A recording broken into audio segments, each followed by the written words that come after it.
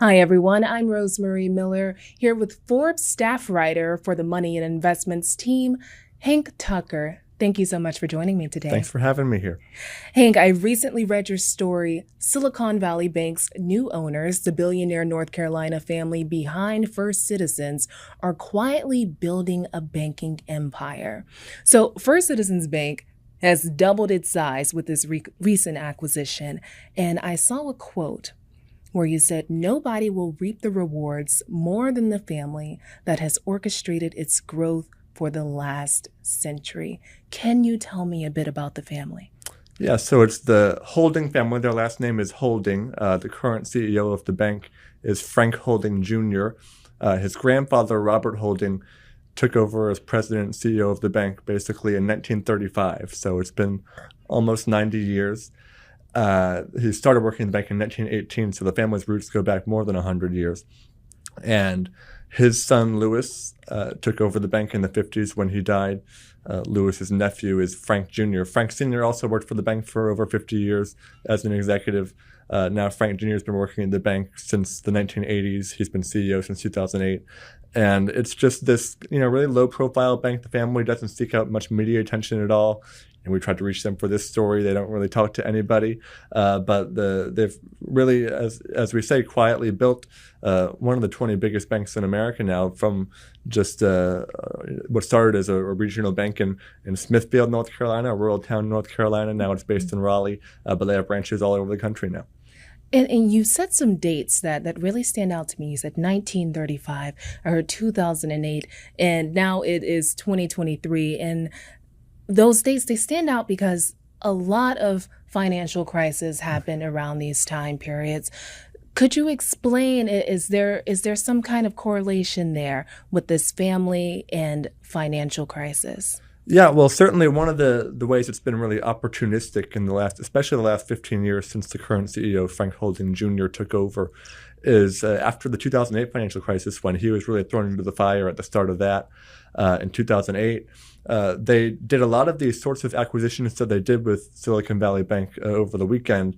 The FDIC would take over a failed bank, and First Citizens became really known for acquiring those banks. Acquiring isn't even really the best word for this kind of thing, since the FDIC, the regulators, almost give them the banks, the failed assets for them to kind of rescue and figure out what to do with and how to add to their portfolio. And it's really benefited them to be able to buy those distressed banks, failed banks at really discounted prices, because somebody's got to take them over. And that's how they really expanded their footprint into California, into a lot of different states from North Carolina, and have really grown into one of the banking powerhouses in the U.S. the last 15 years or so. I want to tap into that. The FDIC basically gave them the bank. What do you mean by that? Yeah, so the FDIC took control of SVB, Silicon Valley Bank, when the bank failed a few weeks ago. And they've been looking for a buyer ever since, over the last couple of weeks. And, part of why it failed is that the bonds, its assets that it bought, these long-term fixed interest rate bonds, that when interest rates went higher in the last year, the value of those assets went lower.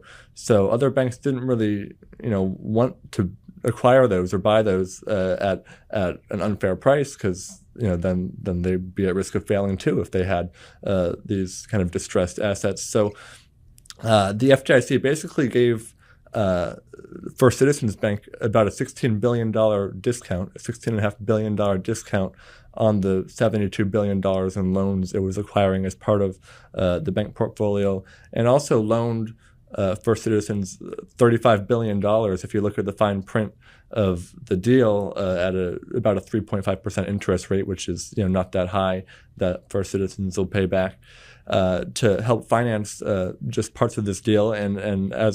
So basically, the FDIC is almost paying First Citizens. It's like if you have a bulky appliance in your apartment that you don't really want anymore, you pay someone to go take it away, and they might fix it up and be able to use it, which First Citizens is hoping to be able to do with SVB. And I think they have a lot of customers that First Citizens is really wants to tap into.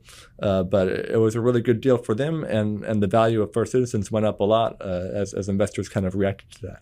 So I'm wondering why other banks didn't take advantage of this. I mean, was the FDIC not willing to lower those interest rates and give how many million? About a $16 billion discount. A $16 billion discount. Were they not going to do that for other banks who were interested, or were there just no other banks interested? There may not. I mean, they needed some bidders to step up, and maybe that was with the way SVB had collapsed and the fear around it. That was just the amount they had to stick out as the carrot to be able to actually get one of these banks to bite.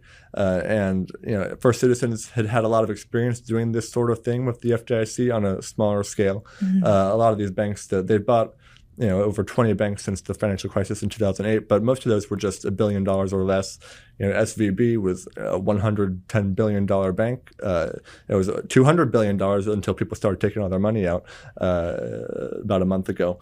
Yeah. And so they might not have had any other bidders, and that was just what they had to do to, get First Citizens to be able to absorb those assets. And they trust First Citizens. They've worked with that bank before, and it became a situation where it worked out. And First Citizens also already was a pretty large bank. I mean, It was over $100 billion in assets. It doubled in size with this to over $200 billion. So it doubled in size. And I want to go back a little bit to some of those rewards that the holding family was able to get because of this acquisition. Yeah. So its asset size doubled from about $109 billion to $219 billion after this deal, and its stock price also rose 54% in one day on Monday after the deal was announced around 1 a.m. Monday morning, which is almost unheard of. I mean, those jumps only really happen when there's some sort of big news event like this that investors react to, and all of a sudden makes the company a lot more valuable in their eyes. So. The First Citizens stock trades, on the public exchange. It gained 54% on Monday, as I mentioned. So the holding family's personal stake in the bank, which is about 20% of the company's stock, gained in value from about $1.8 billion to now they own $2.7 billion. That's split among Frank Holding Jr. and his four sisters. They all own about several $100 million each that are split roughly equally between the five of them. Okay. And the family also, not only do they own 20% of the stock, they also they have 50% voting power over the direction of the company. So they basically, just the five family members, the five siblings now, the third generation, controls the direction, the decisions the bank makes, because like a lot of other public companies, they have this dual class share structure.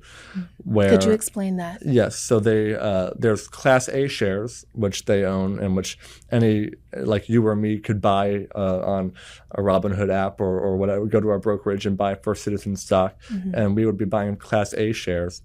And then there are Class B shares, which are only really available to insiders. And each Class B share, while its value is worth the same, all the shares' value are worth the same. The Class B shares that the family own more of are worth 16 votes per share. So when all the shareholders, when a big decision comes to a vote, whether they're electing the board or approving an acquisition like this, the family gets essentially 16 votes for every share they have of that class, while a common shareholder would only get one vote. Wow. So this family from North Carolina, they're making moves. They're making major moves with all that you said, over 20 bank acquisitions nationwide. Are they involved in other ventures? Because clearly they have a lot of power in this nation. Is banking their only thing? Do they do other things? Yeah, so they do have a couple other smaller banks in North Carolina that they control: Southern Bank, Fidelity Bank, and they do have a lot of influence in North Carolina, especially. Frank Holding Jr., the CEO, is the chairman of the board at Blue Cross Blue Shield of North Carolina, the largest health insurer in the state. They're on the board of the Mount Olive Pickle Company, which is the largest independent pickle retailer in the U.S., which is based in Mount Olive, North Carolina, a rural town kind of between Raleigh and the beach in Wilmington. They have a lot of real estate, thousands of acres of real estate through a couple of ventures that Frank's sisters kind of oversee and manage. And one of Frank's cousins, George Holding, was just a U.S. congressman, a Republican congressman for 8 years, 4 terms before stepping down before the 2020 election. So yeah, they do have, especially in North Carolina, they might not be out on TV all the time and newspapers all the time, but they've accumulated a lot of influence, and this is going to help them really be the bank of choice for a lot of startups now in California and Silicon Valley, and in the Northeast and a lot of states they really want to expand their presence in. I'm thinking of this rap song right now, and the lyrics are, "I want the money, I don't want the fame." Could you explain, like, why do you think they don't want the fame? Why do you think they don't want their name out there? You said you tried to reach out and no response or declined to comment. Yeah, no response. And if you look them up on Google, even in our photo libraries, you don't see a photo of Frank or any of the family members. And I think they're just very private people. You could say some of our sources that know them say they're very humble people, even though they obviously are extraordinarily wealthy now. Mm-hmm. And I think they just feel like this fame, the attention probably isn't really productive toward what they want to do, even though now, especially after acquiring this very high profile Silicon Valley Bank, they had to have known that there was going to be a lot more attention and a bit of a microscope on them. So it'll be interesting to see how they respond and whether they kind of change their approach now. Yeah. Well, thank you so much for joining me today. Thanks, Rosemary.